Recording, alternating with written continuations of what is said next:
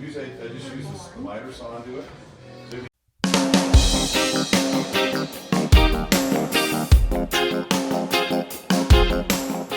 Today I am getting our stair treads ready for staining. We had a very long piece of lumber that we cut into pieces for the stair treads.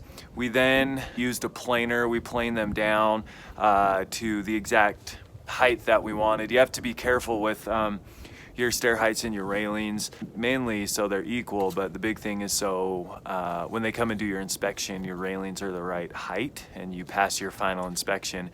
So we planed them down, we used a belt sander. Today I'm gonna be using an orbital sander to sand them down just lightly.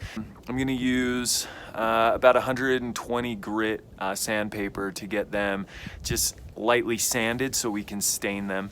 Once they're stained, we will get them back on the stairs.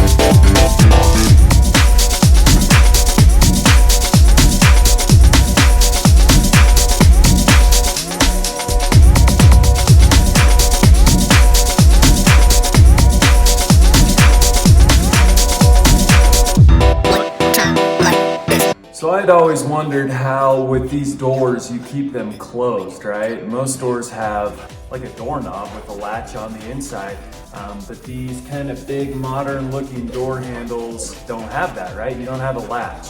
What they use is magnets. You can also use like a roller ball that will sit in. However, we used 85-pound magnets and you offset them just slightly.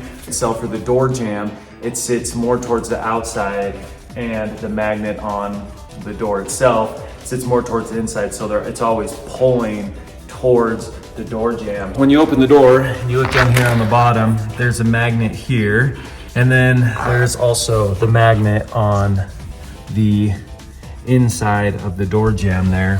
When you shut the door, it latches.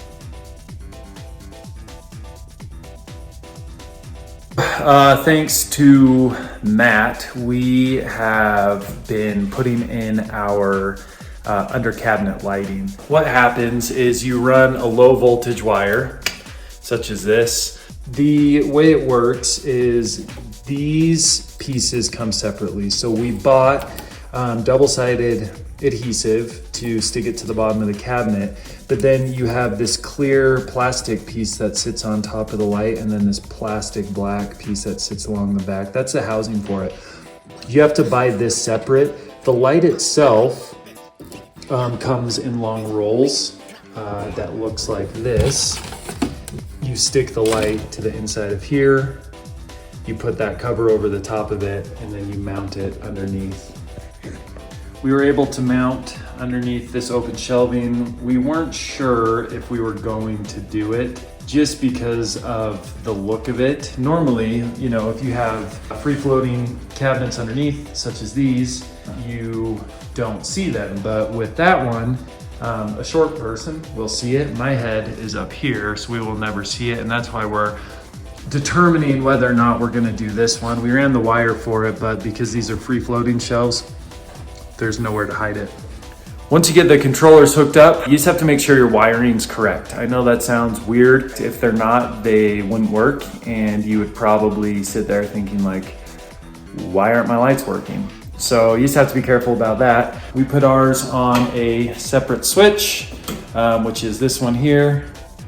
Drum roll, please. Boom, look at that.